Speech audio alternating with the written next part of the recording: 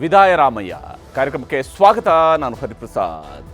ಸಿದ್ದರಾಮಯ್ಯನವರು ಕರ್ನಾಟಕದಲ್ಲಿ ಸುದೀರ್ಘ ಆಡಳಿತವನ್ನು ನಡೆಸಿರುವ ಮುಖ್ಯಮಂತ್ರಿ ಅನ್ನುವಂತಹ ದಾಖಲೆ ಬರೆದಂಥವರು, 17 ಬಾರಿಯ ಬಜೆಟ್ ಮಂಡನೆ ಮಾಡಿದಂತಹ ದಾಖಲೆ ಸಿದ್ದರಾಮಯ್ಯನವರ ಹೆಸರಲ್ಲಿದೆ. ಅಷ್ಟೇ ಅಲ್ಲ, ಕಾಂಗ್ರೆಸ್ನ ಸುದೀರ್ಘ ಅವಧಿಯ ಶಾಸಕಾಂಗ ಪಕ್ಷದ ನಾಯಕ, ಸತತವಾಗಿ ಕಂಟಿನ್ಯೂಸ್ ಆಗಿ 17 ವರ್ಷಗಳ ಕಾಲ ಕಾಂಗ್ರೆಸ್ನ ಶಾಸಕಾಂಗ ಪಕ್ಷದ ನಾಯಕರಾಗಿ ಕೆಲಸ ಮಾಡಿದಂಥವರು ಕೂಡ ಸಿದ್ದರಾಮಯ್ಯ. ಈಗ ಸಿದ್ದರಾಮಯ್ಯನವರು ಇವತ್ತು ರಾಜೀನಾಮೆಗೆ ನಿರ್ಧಾರವನ್ನು ಮಾಡಿಕೊಂಡಿದ್ದಾರೆ.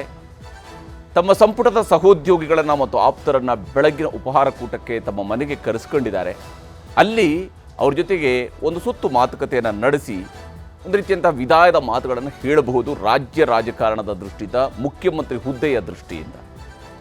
ಅದರ ಬಗ್ಗೆ ಸಂಪೂರ್ಣ ಡೀಟೇಲ್ಸನ್ನು ಕೂಡ ನಿಮಗೆ ನೀಡ್ತಾ ಹೋಗ್ತೀವಿ. ಏನೆಲ್ಲ ನಡೀತಾ ಇದೆ ಕಾವೇರಿ ನಿವಾಸದಲ್ಲಿ ಅನ್ನೋದನ್ನು ಕೂಡ ನಿಮಗೆ ಹೇಳ್ತೀವಿ. ಹಾಗೆಯೇ ನಮ್ಮ ಜೊತೆಗೆ ಅತಿಥಿಗಳು ಕೂಡ ಇದ್ದಾರೆ, ನಾನು ಮಾತನಾಡ್ತಾ ಹೋಗ್ತೀನಿ. ಏನೆಲ್ಲ ನಡೀತಾ ಇದೆ, ರಾಜ್ಯ ರಾಜಕಾರಣದ ಮೇಲೆ ಆಗುವಂತಹ ಪರಿಣಾಮಗಳು, ಶಿವಕುಮಾರ್ ಅವರು ಮುಂದಿರುವಂತಹ ಆಯ್ಕೆಗಳು, ಶಿವಕುಮಾರ್ ಅವರು ಮುಖ್ಯಮಂತ್ರಿ ಆಗುವ ಸಂದರ್ಭದಲ್ಲಿ ಇರಬಹುದಾಗಿರುವಂತಹ ನಿರೀಕ್ಷೆಗಳು, ಎಲ್ಲ ವಿಚಾರದ ಬಗ್ಗೆ ಕೂಡ ಮಾತನಾಡಬೇಕಾಗಿದೆ. ಅದಕ್ಕಿಂತ ಮುಂಚಿತವಾಗಿ ಇವತ್ತಿನ ಹೆಡ್ಲೈನ್ಸನ್ನು ನೋಡೋಣ. ಬೆಂಗಳೂರಿನಲ್ಲಿಲ್ಲ ಗವರ್ನರ್ ಗೆಹ್ಲೋಟ್, ರಾಜ್ಯಪಾಲ ಕಚೇರಿಗೆ ಸಿಎಂ ರಾಜೀನಾಮೆ ಪತ್ರ ಸಲ್ಲಿಕೆ ಸಾಧ್ಯತೆ, ಗವರ್ನರ್ ವಾಪಸ್ ಬಳಿಕ ಅಂಗೀಕಾರ. ಪದತ್ಯಾಗಕ್ಕೆ ಸಜ್ಜಾಗಿದ್ದಾರೆ ಸಿದ್ದರಾಮಯ್ಯ, ಸಚಿವರ ಜೊತೆಗೆ ಬ್ರೇಕ್ಫಾಸ್ಟ್ ಮೀಟಿಂಗ್, ಉಪಹಾರ ಕೂಟದಲ್ಲಿ ಡಿಕೆಶಿ ಭಾಗಿ. ಡಿಕೆಶಿ ಮುಖ್ಯಮಂತ್ರಿ ಕನಸು ಸನ್ನಿಹಿತ, ಪದಗ್ರಹಣ ದಿನಾಂಕ ನಿಗದಿಗೆ ಜ್ಯೋತಿಷಿಗಳ ಜೊತೆಗೆ ಚರ್ಚೆ, ಅಭಿಮಾನಿಗಳಿಂದ ಸಿಹಿ ಹಂಚಿ ಸಂಭ್ರಮ.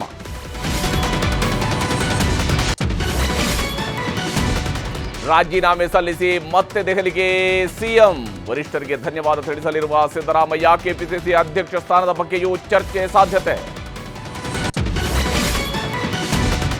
ಸಿದ್ದು ರಾಜೀನಾಮೆ ನೀಡದಂತೆ ಪಟ್ಟು ರಾಜ್ಯಾದ್ಯಂತ ಅಹಿಂದ ಸಮುದಾಯಗಳ ಪ್ರತಿಭಟನೆ, ಮಂಡ್ಯ, ಹುಬ್ಬಳ್ಳಿ, ಕಲಬುರಗಿಯಲ್ಲಿ ಬೃಹತ್ ಹೋರಾಟ.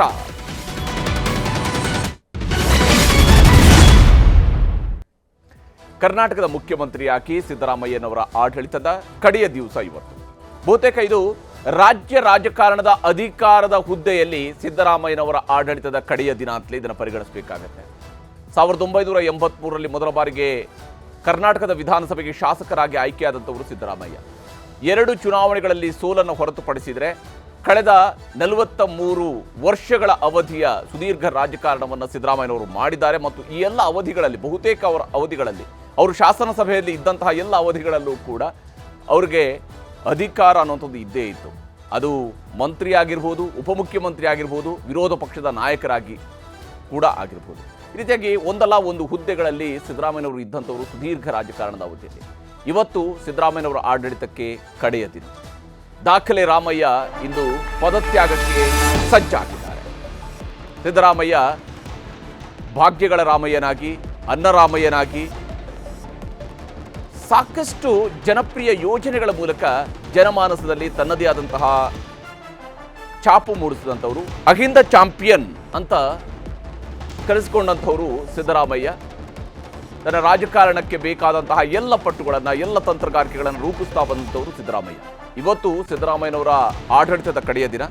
ಗವರ್ನರ್ ಅವರಿಗೆ ರಾಜೀನಾಮೆ ಪತ್ರವನ್ನು ಸಲ್ಲಿಸಬೇಕಾಗಿದೆ ಅಧಿಕೃತವಾಗಿ. ಆದರೆ ಅವರು ರಾಜ್ಯಪಾಲರಿಗೆ ಇವತ್ತು ತಮ್ಮ ರಾಜೀನಾಮೆ ಪತ್ರವನ್ನು ಸಲ್ಲಿಸೋದಕ್ಕೆ ಲೋಕಭವನಕ್ಕೆ ಹೋಗೋದಕ್ಕೆ ಏನು ತಯಾರಿ ಮಾಡ್ಕೊಂಡಿದ್ದಾರೆ. ಇವತ್ತು ರಾಜ್ಯಪಾಲರು ಇಂದೋರ್ನಲ್ಲಿದ್ದಾರೆ, ತಮ್ಮ ಹುಟ್ಟೂರಿಗೆ ತೆರಳಿದ್ದಾರೆ. ಹಾಗಾಗಿ ಸಿದ್ದರಾಮಯ್ಯನವರ ರಾಜೀನಾಮೆ ಇವತ್ತೇ ಅಂಗೀಕಾರ ಆಗುವಂತಹ ಸಾಧ್ಯತೆ ಇಲ್ಲ. ಆದರೆ ಬ್ರೇಕ್ಫಾಸ್ಟ್ ಮೀಟಿಂಗನ್ನು ತಾವು ಅಂದುಕೊಂಡ ರೀತಿಯಲ್ಲಿ ಸಿದ್ದರಾಮಯ್ಯನವರು ಕರೆದಿದ್ದಾರೆ. ಏನು ಗವರ್ನರ್ ಅವರು ಇದ್ದಾರೆ, ಆ ದಿವಸನೇ ಬ್ರೇಕ್ಫಾಸ್ಟ್ ಮೀಟಿಂಗ್ ಕರೆದು ನಂತರ ರಾಜೀನಾಮೆ ಕೊಡಬೇಕು ಅಂತೇಳಿ ಎಲ್ಲ ಅವರು ವೆಯ್ಟ್ ಮಾಡ್ತಾ ಕೂತಿಲ್ಲ. ಬದಲಿಗೆ ತಾವು ಅಂದುಕೊಂಡ ರೀತಿಯಲ್ಲಿ ಇವತ್ತೇ ಬ್ರೇಕ್ಫಾಸ್ಟ್ ಮೀಟಿಂಗನ್ನು ಕರೆದಿದ್ದಾರೆ. ಸಂಪುಟ ಸಹೋದ್ಯೋಗಿಗಳ ಜೊತೆಗೆ ಉಪಹಾರ ಕೂಟವನ್ನು ನಡೆಸ್ತಾ ಇದ್ದಾರೆ. ಈ ಉಪಹಾರ ಕೂಟದ ಬಳಿಕ ಬಹುತೇಕ ಸಿದ್ದರಾಮಯ್ಯನವರು ಮಾತನಾಡಬಹುದು ಅನ್ನುವಂತಹ ನಿರೀಕ್ಷೆಯೂ ಕೂಡ ಇದ್ದೇ ಇದೆ. ಇವತ್ತೇ ಅವರು ತಮ್ಮ ರಾಜೀನಾಮೆಯ ವಿಚಾರ ಬಗ್ಗೆ ರಾಜ್ಯದ ಜನರಿಗೆ ಮಾಹಿತಿಯನ್ನು ಹಂಚಿಕೊಳ್ಳಬಹುದು. ಏನೇನು ಆಯಿತು, ದೆಹಲಿಯಲ್ಲಿ ಆದಂತಹ ಮಾತುಕತೆಯ ವಿಚಾರದಲ್ಲಿ ಸಂಪೂರ್ಣ ವಿವರವನ್ನು ಕೊಡದೇ ಹೋದರೂ ಕೂಡ ಪಕ್ಷದ ಹೈಕಮಾಂಡ್ಗೆ ಧನ್ಯವಾದವನ್ನು ಸಲ್ಲಿಸುವಂತಹ ಕೆಲಸವನ್ನು ಬಹುತೇಕ ಸಿದ್ದರಾಮಯ್ಯನವರು ಮಾಡಬಹುದು. ಸಿದ್ದರಾಮಯ್ಯನವರ ಜೊತೆಗೆ ಅವರ ಸಂಪುಟದ ಸಹೋದ್ಯೋಗಿಗಳು ಕೂಡ ಇದ್ದಾರೆ.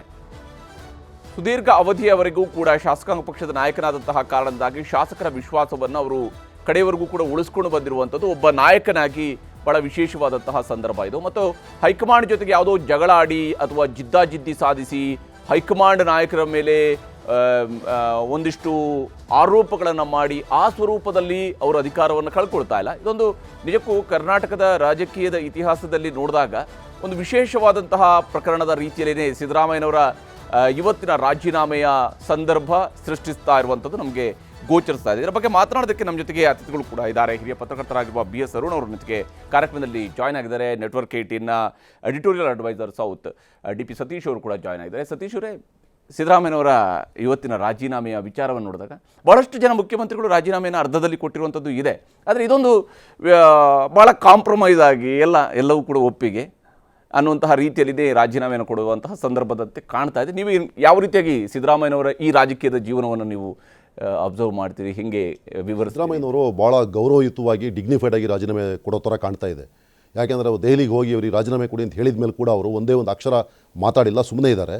ಹಾಗೂ ತಮ್ಮ ಬೆಂಬಲಿಗರಿಗೆ ಕೂಡ ಸುಮ್ಮನೆ ಇರಿ ಅಂತ ಹೇಳಿದ್ದಾರೆ. ಸಿದ್ದರಾಮಯ್ಯನವರು ಹಿಂದೆಲ್ಲ ರಾಜೀನಾಮೆ ಕೊಟ್ಟಿದ್ದಲ್ಲ ಮುಖ್ಯಮಂತ್ರಿಗಳು, ಮುಖ್ಯವಾಗಿ ಯಡಿಯೂರಪ್ಪ ಅಲ್ಲ, ಆ ರೀತಿ ನಾಟಕ ಮಾಡೋದು, ಡ್ರಾಮಾ, ಮೆರವಣಿಗೆ, ಇದು ಯಾವುದನ್ನೇ ಮಾಡದೆ ಭಾಳ ಗೌರವಯುತವಾಗಿ ರಾಜೀನಾಮೆ ಕೂಡ ಎಲ್ಲ ಸನ್ನಿವೇಶ ಕಂಡು ಬರ್ತಾ ಇದೆ. ಮತ್ತು ನಿಮಗೂ ಗೊತ್ತು ಸಿದ್ದರಾಮಯ್ಯನವ್ರ ನೇಚರೇ ಆಗಿದೆ. ಸಿದ್ದರಾಮಯ್ಯನವರು ಭಾಳ ಡಿಗ್ನಿಫೈಡ್ ಮನುಷ್ಯ. ಅವರು ಈ ರೀತಿ ಎಲ್ಲ ವರ್ತನೆ ಮಾಡೋ ವ್ಯಕ್ತಿ ಕೂಡ ಅಲ್ಲ. ಒಂದು ಸಲ ಅವರು ಡಿಸೈಡ್ ಮಾಡಿದ ಮೇಲೆ ಅವ್ರ ಮನಸ್ಸನ್ನು ಚೇಂಜ್ ಕೂಡ ಮಾಡಲ್ಲ. ಅವರು ಅಧಿಕಾರವನ್ನು ಬಿಟ್ಕೊಡೋದು ಸುಲಭ ಅಲ್ಲ. ಅವರು ಅಧಿಕಾರಕ್ಕಾಗಿ ಭಾಳ ಹೋರಾಟ ಮಾಡಿ ತೊಗೊಂಡಿದ್ದಾರೆ ಮತ್ತು ಬಿಟ್ಕೊಡೋ ಪರಿಸ್ಥಿತಿ ಇರಲಿಲ್ಲ. ಬಿಡ್ತೀನಿ ಅಂತ ಒಂದು ಸಲ ಡಿಸೈಡ್ ಮಾಡಿದ ಮೇಲೆ ಬಹುಶಃ ಅವ್ರಿಗೆ ಯಾವುದೇ ನಾಟಕ ಬೇಕಾಗಿಲ್ಲ. ಅದಕ್ಕಾಗಿ ಗೌರವಯುತವಾಗಿ ಬಿಟ್ಕೊಡ್ಬೇಕು ಅಂತ ಹೊರಟಿದ್ದಾರೆ.